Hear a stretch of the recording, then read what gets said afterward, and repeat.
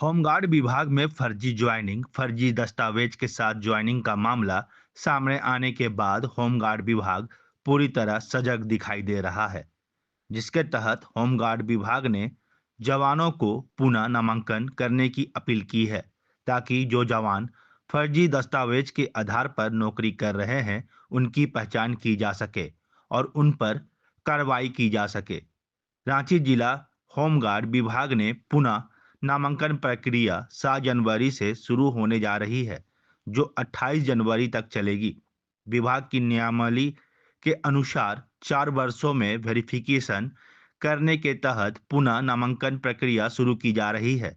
जिला समादेष्टा कौशिक कुमार ने बताया कि 7 जनवरी से शहरी क्षेत्र के होमगार्ड पुरुष जवानों की नामांकन प्रक्रिया शुरू होगी, जो कि 13 जनवरी तक चलेगी। वहीं शहरी महिलाओं होमगार्ड जवानों की पुनः नामांकन की प्रक्रिया 15 जनवरी से शुरू होकर 18 जनवरी तक चलेगी, जिसके बाद ग्रामीण क्षेत्र के महिला और पुरुष होमगार्ड जवानों की प्रखंडवार नामांकन प्रक्रिया शुरू होगी, जो कि 20 जनवरी से शुरू होकर 28 जनवरी तक चलेगी। सभी की पुनः नामांकन प्रक्रिया रांची सीटीआई धुरवा के कार्यालय में सुबह 10 बजे से शाम 5 बजे तक चलेगी।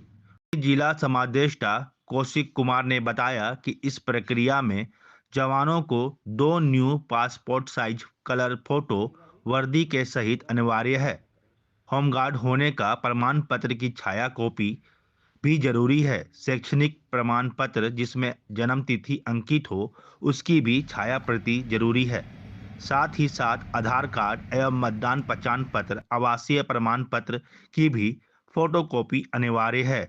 वहीं पिछले 2 कैलेंडर वर्ष अर्थात 2023 और 24 में किए गए ड्यूटी के प्रमाण पत्र की अलग अलग छाया प्रति लाना अनिवार्य है।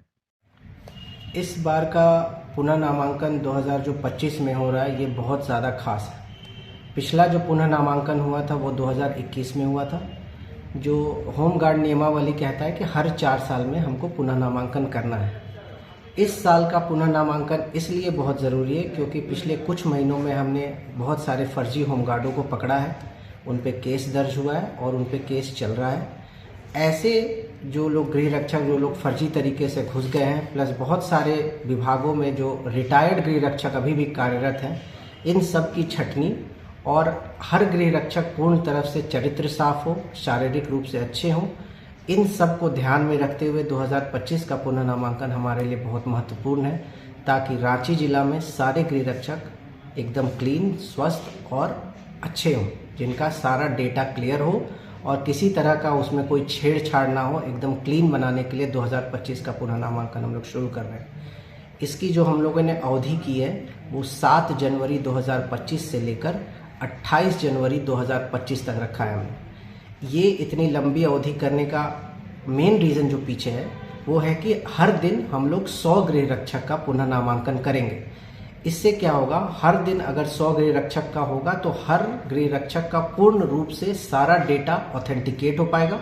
सारा उसका जो डॉक्यूमेंट जो हम लोग मांगे हैं, जैसे स्कूल लिविंग हो गया, उसका आई कार्ड हो गया, उसका और भी जो दस्तावेज जो मांगा गया है, आधार, पैन कार्ड, वो सारा डॉक्यूमेंट हम लोग वेरीफाई कर पाएँ और उसका ओरिजिनल से मिलान करके तभी उसका एज अगर बचा होगा उसके बाद ही पुनः नामांकन रजिस्टर में एंट्री होगा। तो ज़्यादा भीड़ भाड़ ना हो, केओस ना हो, इसलिए हम लोगों ने हर दिन 100 गृह रक्षक की एंट्री के लिए किया है। इस पे हम लोगों ने बहुत तरह के चेक्स एंड बैलेंसेस किए हैं ताकि कोई फर्जी गृह रक्षक ना घुस पाए। पहला जो हमारा एंट्री स्टेज पे जो चेक्स एंड बैलेंस है कि हर गृह रक्षक को बोला गया कि पूर्ण रूप से वर्दी जो होमगार्ड की दी गई है वो फुल ड्रेस में ही कैंपस के अंदर घुसेगा, बारी बारी करके। पहला चीज़। अब पूरे पुनः नामांकन को हम लोगों ने अलग अलग डेस्क में बांट दिया है। उससे क्या होगा कि हर डेस्क की अलग अलग जिम्मेवारी होगी और जवाबदेही होगी, ताकि किसी तरह का कोई चूक का गुंजाइश ही ना हो। तो हम लोगों ने जो टेबल बनाया है वो 3 टेबल बांटा है। पहला टेबल जिसमें मोहम्मद रमजान अंसारी रहेंगे, ये कंपनी कमांडर हैं। इनका काम रहेगा कि गृह रक्षक आगमन करेंगे, इनसे फॉर्म अ जो कि उनका डिटेल्स रहेगा होमगार्ड्स का, और फॉर्म ग होता है वो पुलिस सत्यापन वाला रहता है, तो वो फॉर्म जमा करेंगे और वो चेक करेगा कि 2021 के बॉन्ड में उसका नाम है कि नहीं है। इन केस अगर किसी का 2021 में बॉन्ड नहीं रहता है तो नियमावली कहता है कि वो गृह रक्षक ही नहीं है। तो अगर 2021 में उसका नाम है, वो प्रभावी बल का है अगर गृह रक्षक, तभी उसका इस बार पुनः नामांकन में होगा। तो पहला डेस्क से ही बहुत फिल्टर हो जाएगा कि जो लोग का पुनः नामांकन है, फॉर्म अ और ग सही है, तभी वो दूसरे डेस्क पे जा पाएगा। जब वो दूसरे डेस्क पे जाएगा तो उसको जितने दस्तावेज लाने गए बोला गया है उसकी एक वो कॉपी देगा और प्लस सारा ओरिजिनल सर्टिफिकेट से दूसरा डेस्क उसका मिलान करेगा। दूसरे डेस्क पे राजेश जी बैठेंगे, वो इंस्पेक्टर हैं होमगार्ड के, वो सारा चीज़ मिलान करेंगे और मिलान करने के बाद जब सही पाया जाएगा तब वो तीसरे डेस्क पे भेजेंगे टेबल पे। उस टेबल पे अनंत कुमार सिंह निरीक्षक रहेंगे, प्लस मैं खुद भी बैठूंगा तीसरे डेस्क पे। तीसरे डेस्क पे दोबारा उनका सारा डॉक्यूमेंट चेक किया जाएगा। सारा कुछ सही पाए हो जाने के बाद ही उनका 2 कॉपी बन रहा है। एक बन रहा है हार्ड कॉपी जो मेरे सामने एंट्री होगा, उनका फोटो सिग्नेचर सारा डिटेल के साथ, प्लस वहाँ एक कंप्यूटर भी लगा रहेगा जहाँ कंप्यूटर में एक्सेल शीट में उसकी डेटा एंट्री की जाएगी। दोनों करना इसलिए ज़रूरी है कि कल को मैं रहूं कहीं दूसरे जगह रहूं, कोई भी फिजिकल कॉपी में किसी तरह की अगर छेड़छाड़ होती है तो उसका सॉफ्ट कॉपी रहेगा क्रॉस चेक करने के लिए। क्रॉस चेक अगर होगा और वो पासवर्ड प्रोटेक्टेड एक्सेल शीट रहेगी और उसकी कॉपी हमारी होमगार्ड शाखा में रहेगी, जिला समादेष्टा के पास रहेगा और हेडक्वार्टर मुख्यालय पे हमारा एक कॉपी रहेगा।